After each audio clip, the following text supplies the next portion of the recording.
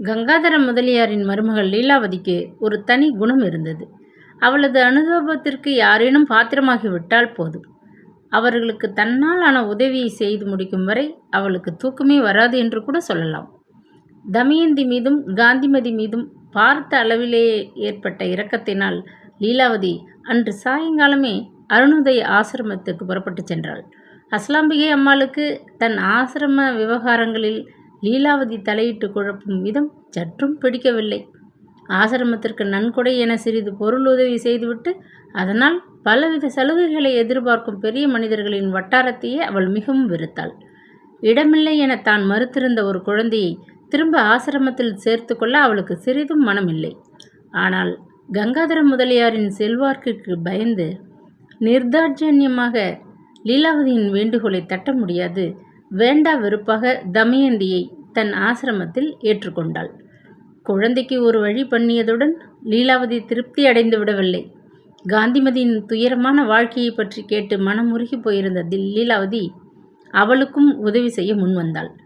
தேவநகர் அருகில் இருந்த கிராமத்தில் வசித்து வந்த தங்கள் தூர பந்து ஒருவருடைய வீட்டில் சமையல் வேலை செய்ய மிகவும் நாணயமான ஒரு வேலைக்காரி தேவை என்பதை கேள்விப்பட்டு தக்க சிபாரிசுகளுடன் காந்திமதியை அந்த இடத்தில் வேலைக்கு அமர்த்தி வைத்தாள்.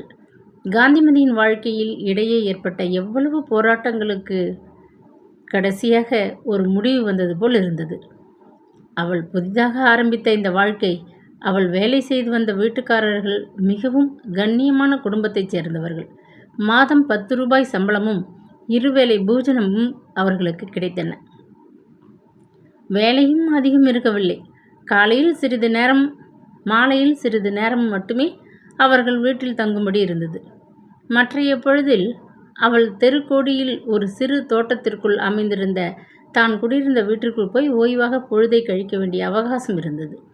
காந்திமதி தனது ஓய்வான பொழுதை வீணே கழிக்கவில்லை. தமயந்தியை ஆசிரமத்தில் சேர்த்துவிட்டதும் தனது பொறுப்பும் குறைந்து விட்டதாக அவள் எண்ணவில்லை.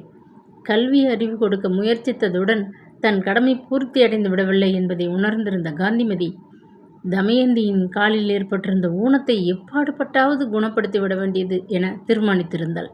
வைத்தியத்திற்கு ஏதேனும் பொருள் தேவையாக இருந்தால் என்ற ஒரு எண்ணம் தோன்றவே அவள் தனது ஓய்வு நேரத்தை வீணே கழிக்காது மிகவும் பாடுபட்டு உழைக்கலானாள். வீட்டு வாடகை மற்ற இதர செலவுகள் போக மாத சம்பளத்தில் பத்திரமாக சேமித்து வைத்திருந்த பணத்தை போட்டு தான் வேலைக்கு வந்த 6வது மாதத்தின் முடிவில் ஒரு பசுமாடு விலைக்கு வாங்கினாள். அண்டைய அயலாரிடம் தன் குணத்தினாலும் செயல்களினாலும் நல்ல பெயர் பெற்றிருந்த காந்திமதி ஆரம்பித்த பால் வியாபாரம் மிகவும் வெற்றிகரமாக பெருகி வரத் தொடங்கியது. சில மாதங்களில் அவரது வியாபாரம் மும்முரமாகிவிட தான் வேலை செய்து வந்த இடத்திலிருந்து விலகி கொண்டு சுயேட்சையாக வாழத் தொடங்கினாள். சூரியகாந்தத்திலிருந்து புறப்பட்டு வந்ததிலிருந்து 1 வருஷ காலத்திற்குள் காந்திமதி 4 பசுக்களுக்கு சொந்தக்காரியானாள். எதிர்பார்த்த அளவு அவள் கையில் பொருள் பெருகி வழிந்தோடி கொண்டிருக்கவில்லை என்றாலும் அவள் தரித்திரத்தில் வாடாது அமைதியாகவும் திருப்தியாகவும் மிகவும் சுதந்திரமாகவும் வாழ்ந்து கொண்டிருந்தாள். ஆரம்பத்தில் தமயந்தி மீது அசலாம்பிகை அம்மாளுக்கு மிகவும் அதிருப்தியும் கோபமும் ஏற்பட்டிருந்தன. தன்னை மிகவும் நிர்பந்தித்து வலுக்கட்டாயம் செய்து தமயந்தியை ஏற்கும்படி செய்தால் கங்காதர முதலியார் மருமகள் லீலாவதி என்கிற காரணத்தினால் அந்த சிறுமியை சிறிது வெறுக்கவும் செய்தாள். சில சமயங்களில் அந்த வெறுப்பு மிகவும் கடுமையாக மாறி தமயந்தி ஒரு சிறு பிழை செய்தாலும் வெகுண்டு கடுமையாக தண்டிக்கவும் செய்தாள். ஆனால் நாளாவட்டத்தில் அசலாம்பிகை அம்மாளின் மனதிலே அந்த அனாதை சிறுமியிடம் ஏற்பட்டிருந்த கோபம் மெல்ல மெல்ல குறைந்து கொண்டு போயிற்று. அதற்கு பதில் அவளையும் அறியாது அனுதாபம் அவள் உள்ளத்திலே குடியேறிவிட்டது. தமயந்தியிடம் காணப்பட்ட எல்லையில்லாத பொறுமையும் கபடமற்ற ஒரு தன்மையும் அலுப்பினால் கல்லாகி போயிருந்த அசலாம்பிகையின் உள்ளத்தில் கருணையை ஏற்படச் செய்தன. ஆரம்பத்தில் தமயந்தி அங்கே இலவச போஜனமும் கல்வியும் ஏற்கும் அனாதை குழந்தையின் கோஷ்டியிலே தான் சேர்க்கப்பட்டிருந்தாள். ஆனால் காந்திமதி தன் வியாபாரத்தில் கொஞ்சம் பணம் சேர்க்க துவங்கியதும் தமயந்தியை அந்த விதமான நிலையில் வைத்திருக்க விரும்பவில்லை. ஆசிரமத்தில் தங்கி கல்வி கற்பதற்கு ஏற்படும் செலவில் ஒரு பகுதியை அவள் தானே முன்வந்து கொடுக்க ஒப்புக்கொண்டாள். இதனாலும் இன்னும் பல காரணங்களினாலும் தமயந்தி மீது அசலாம்பிகைக்கு ஏற்பட்டிருந்த அதிருப்தி மறைந்து அவள் மீது ஒரு நல்ல அபிப்பிராயம் ஏற்பட ஏதுவாயிற்று.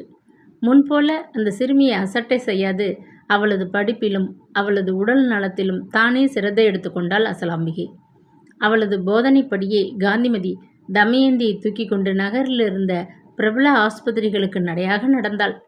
ஆஸ்பத்திரி சிகிச்சையினாலோ மந்திரத்தினாலோ நாட்டு மருந்துகளினாலோ தமயந்தின் கால் ஊனம் குணமாகி அவள் எல்லா சிறுமிகளையும் போல் துள்ளி ஓடி விளையாட வேணும் என்ற ஒரே ஆவலினால் காந்திமதி தான் அரும்பாடுபட்டு சேர்த்து வைத்திருந்த சிறிது பொருளையும் அவளது சிகிச்சைக்கு மனமுவந்து செலவு செய்தாள்.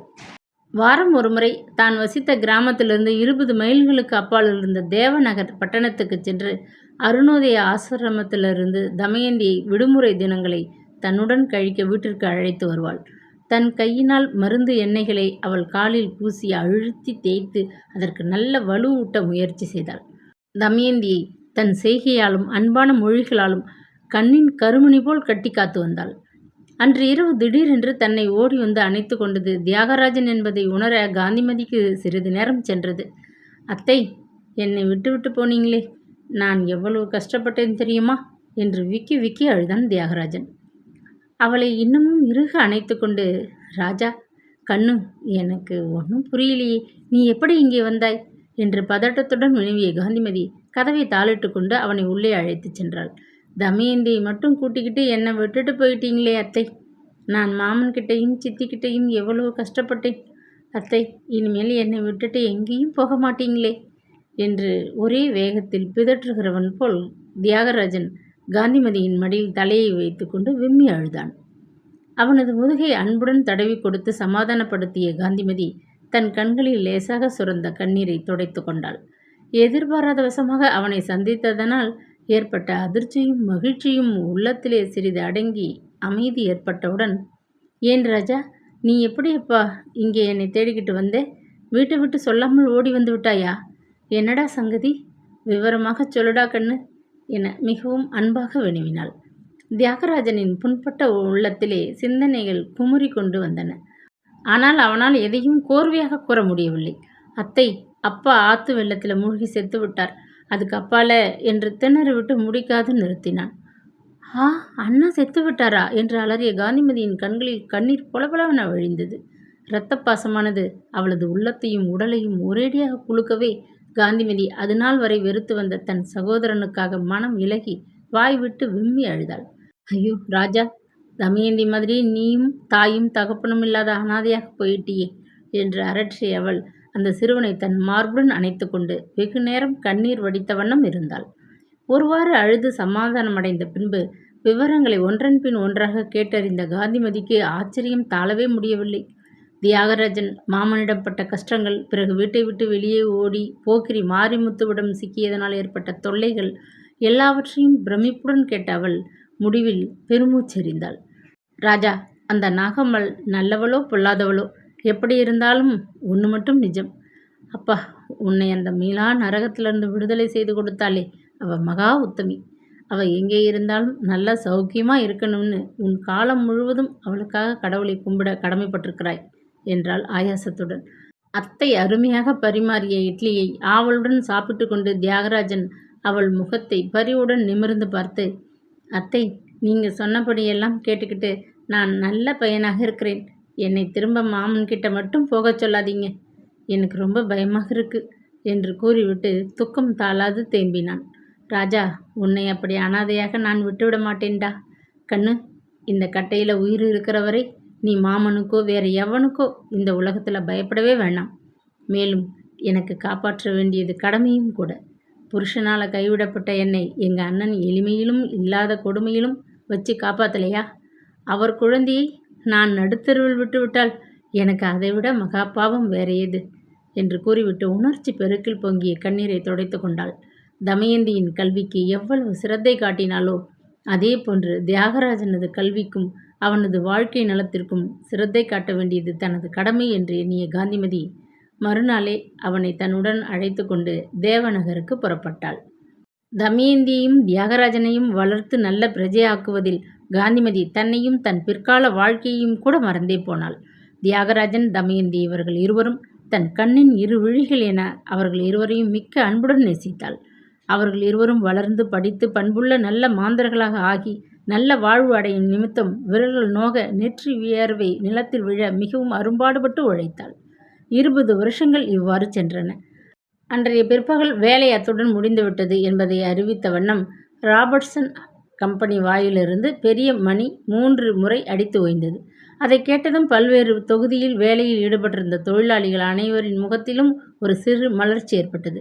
மேஜை மீது குவிந்து கிடந்த காகிதங்களை மிகவும் சிரத்தையுடன் எடுத்து பத்திரமாக உள் அறையில் வைத்து பூட்டிவிட்டு விஜயா எழுந்திருந்தாள்.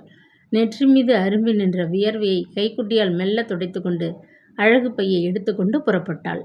அவள் நடையில் வழக்கமாக காணப்பட்ட சுறுசுறுப்பு இருக்கவில்லை. முகம் வாடி மிகவும் சோர்ந்திருந்தது. அதைவிட அவளது உள்ளம் எந்த நிமிஷமும் இரண்டாக வெடித்துவிடும் போல் துயரத்தினால் மிக்க பாரமாக இருந்தது. எதிரே குறுக்கும் நெடுக்குமாக வந்து கொண்டிருந்த யாரையும் அவள் பார்க்க விரும்பவில்லை. பரிச்சயமானவர்கள் யாரேனும் சந்திக்க நேர்ந்துவிட்டால் எங்கே துயரம் தாளாது அழுகி வந்துவிடுமோ என்ற பயத்தில் தலையை குனிந்த வண்ணம் வந்து கொண்டிருந்தாள். அவசரமாக படிகளை கடந்து கீழே இறங்கி கொண்டிருந்த அவளை மிஸ் விஜயா என்ற கனிவு நிறைந்த ஒரு குரல் சற்று திடுக்கிட வைத்தது. வீட்டிற்கு கிளம்பி கொண்டிருந்த மனோகரன் வேகமாக படிகளை கடந்து அவள் அருகில் வந்து நின்றான். கேள்விப்பட்டேன். நான் உங்களுக்காக மிக்க வருந்துகிறேன் என்றான் பச்சாதாபத்துடன். விஜயாவின் மெல்லிய உதடுகள் துக்கம் தாளாது துடித்தன. கண்களில் பொங்கிய நீரை அவள் சிரமத்துடன் சமாளித்து கொண்டு, எனக்கு அவ்வளவுதான் அதிர்ஷ்டம். எனக்கு பின்வந்த டைபிஸ்டுகளை எல்லாம் மேனேஜர் வேலையில் வைத்திருக்கிறார். என்னை மட்டும் இந்த மாதத்துடன் வேலையிலிருந்து எடுத்து விடுகிறார் என்றாள். அதற்கு மேல் அவளால் பேச முடியவில்லை. மனோகரன் தன் சுருண்ட கேசத்தை இடது கையினால் ஒரு முறை தடவிக்கொண்டு சிந்தனையினால் புருவங்களை நெறித்தான். ராபர்ட்சன் கம்பெனி கடந்த சில மாதங்களாக மிகவும் நஷ்டத்தில் நடந்து கொண்டிருந்தது. அதை சமாளிக்கும் நிமித்தம் சிக்கன முறைகள் பலவற்றை அதன் நிர்வாகிகள் கையாளத் தொடங்கினார்கள்.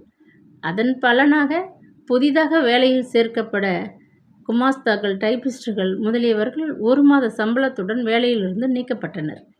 அப்படி நீக்கப்பட்டவர்களில் விஜயாவும் ஒருத்தியாக இருந்தாள். வேலையிலிருந்து நீக்கப்பட்டதை அறிவித்து மேனேஜர் கையெழுத்திட்ட காகிதம் அன்றைய பகல் கைக்கு கிடைத்ததிலிருந்து விஜயாவிற்கு உலகமே திடீரென்று இருண்டு வாழ்க்கையே அஸ்தமித்து போய்விட்டதை போன்ற ஒரு பிரமை ஏற்பட்டது. வறுமையுடன் மிகவும் போராடி கொண்டிருந்த அவர்களது குடும்பத்தை அந்த சிறு வருவாய் மூலம் ஒருவாறு சமாளித்து கொண்டிருந்தாள். இனி அவள் என்ன செய்வாள்? வேலையில்லா திண்டாட்டம் மலிந்து கிடந்த இந்த சமயத்தில் மறுபடி எங்கே வேலையை தேடிக்கொண்டு அவள் செல்வாள்? இக்கதையின் தொடர்ச்சி இன்று மாலை 6 மணிக்கு ஒளிபரப்பாகும்.